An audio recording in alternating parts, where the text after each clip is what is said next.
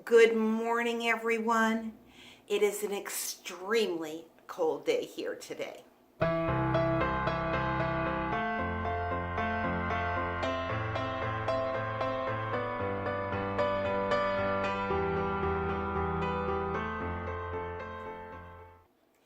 Yeah, it's 3 degrees out. And as I listened to the weather forecast, they said in 29 days will be the first day of spring. I think it's going to be a while before the area that I live in begins to look like spring. But anyways, I have a few ideas rolling around in my head here, and so I hope that you will want to stick around for a little bit of my day, and I'll talk to all of you in just a little while. Hello again, everyone. Yes, I have an apron on, but I'm not cooking. Nope, I have begun a project that I'm hoping will work out because I've kind of went online and I did a little bit of looking here and I'm looking there and going to Pinterest and all those fun places. Nobody had exactly what I had pictured in my brain. So I have taken the concept from like 3 or 4 other places, and this is what I've come up with. And yeah, I'm making a little bit of a mess. What I am attempting to do is make a primitive bowl for my secret sister. So I had gone to the store and I got a few of the things that I wanted, and one of the things was some more jute cord because I didn't know if I'd have enough. And it's supposed to be simple. Now, actually, everything that I've read says to use yarn, and I'm not using yarn, I'm using jute cord. So I'm hoping that it will still work the same way. But all I did was take a gallon-sized bag, you know, the cheap ones that you can get at Walmart, and put my bowl inside the bag. Took some Scotch tape to tape down the edges and the opening so that it's not like going to move around, so that the bag is secured onto the bowl. And then I just cut some of my jute cord. There is no rhyme or reason for the length of the cord. I just, you know, some are longer than others, some are shorter than others. And I just put it into a bowl of Mod Podge that I also diluted with about 1/3 water, because I wanted that to really be able to absorb into the cord. And I just basically, I bumped that, moved that off of there. So all I'm doing is taking the cord and then just any which way you want to, putting it on your bowl. Very simple, very messy. And we're just filling in the spaces so that when it dries, it's going to take the shape of our bowl.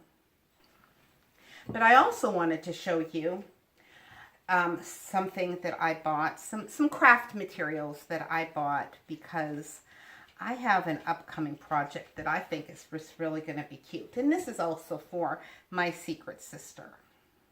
So I'll stop here for a moment, wash my hands, and I'll show you that. So what this craft is going to consist of is a mason jar and 3 rings with the inserts. You're going to need the lids. Some green paint. I happen to be using some acrylic chalk paint. I decided to go with a cream matte finish because I have no idea what color her kitchen is.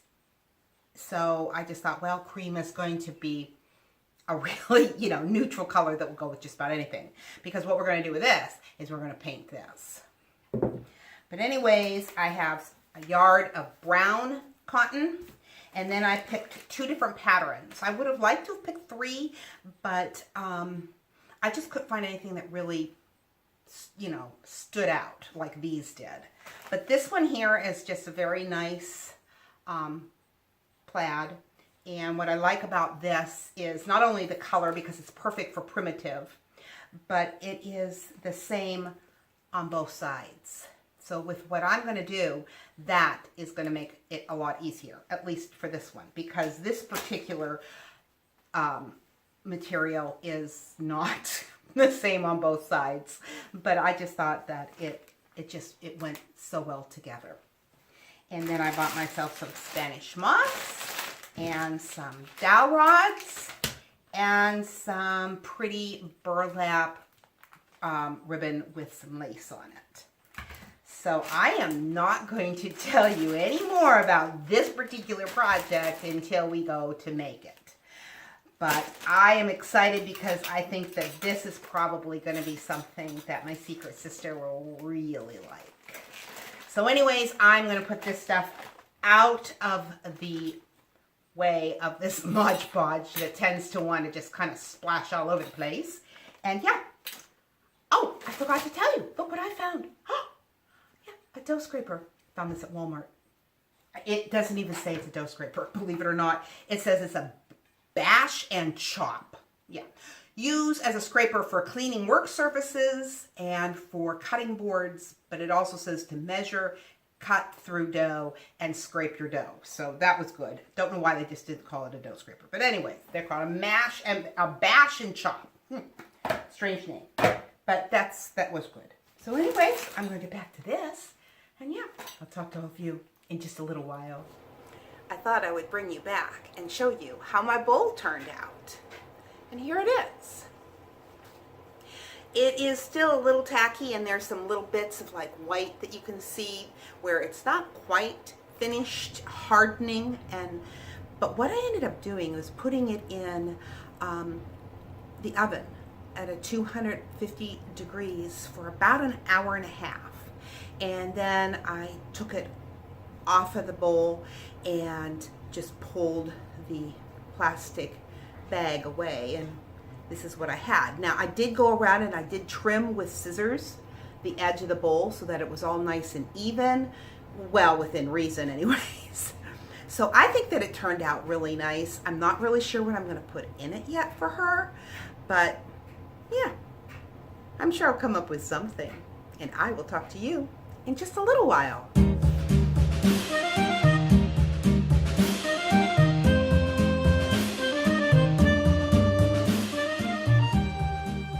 For today's devotion, we will be reading from the 139th Psalm, verses 1 through 3. O Lord, you have searched me and known me. You know when I sit down and when I rise up. You discern my thoughts from afar. You search out my path and my lying down, and are acquainted with all of my ways. One of the greatest truths in life that we all must come to realize is that there is no escape from God. We may run, but we cannot hide from the God who is able to penetrate the darkness with his gaze. And if we manage to avoid him in this life, we must still stand exposed before him on that fearful day of judgment. Ultimately, there is no place to hide from God. Fortunately, once we give up from running away and allow ourselves to be bathed in the light of his gaze, we discover that his intention is not to harm us, but to bless us. And the 139th Psalm is a gift to those who have come to know the all-knowing, ever-present, holy God, who knows each one of us, who has a holy plan for our life. We only need to ask. This psalm falls into 4 stanzas. The first stanza is verses 1 through 6 on how we cannot escape God's knowledge of us.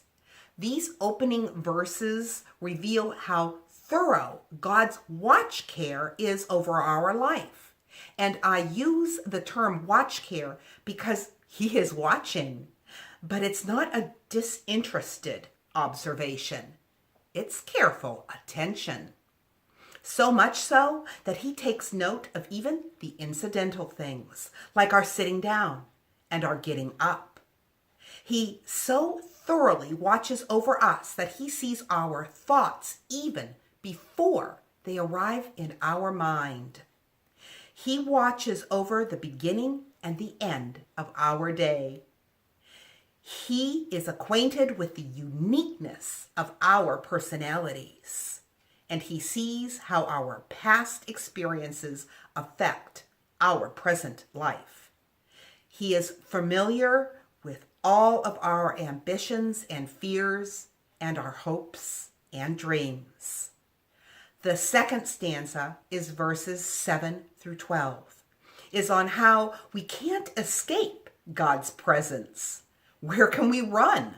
Whether it's east or west, even to the remotest part of the sea, we cannot run from God's gaze. We can hide in the dark, but God is light, and he will find us.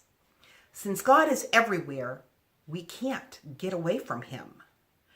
I read a story in the Reader's Digest a long time ago that as a mother of 4 boys, I never forgot. It was about a young college student that considered himself to be a ladies' man. And one evening his phone rang and he answered the phone in a low and a sexy voice saying, "Talk to me, baby." Well, this poor young man suddenly realized that it was his mother on the other end of that phone, and he said, "Oh, hi, Mom." Notice how even a mother's presence over the phone had a way of straightening out wrong behavior. So how much more should we constantly keep in mind that God is present with us everywhere we go? And the third stanza is verses 13 to 18. And it is on how we can't escape God's power and his sovereignty. Notice in this stanza that the psalmist goes back in time to the very beginning of his life. This demonstrates God's attentive and direct work of creating each one of us. It is God's design that knit together the cells that made each of us a distinct and a complete human being. While the fourth stanza, verses 19 to 24, is a conclusion and moves forward in time as if the psalmist is standing with God on that great day of judgment. At a time when the exceeding sinfulness of sin will be made apparent and the terrible judgments of the Lord will appear right and good. The 139th Psalm drives us to stand with God in his righteousness and justice. And with that, I want to remind you, life happens. Let's enjoy it. And this psalm is about holiness, that we must commit to holiness by constantly exposing our inner life to God, to search me, to try me.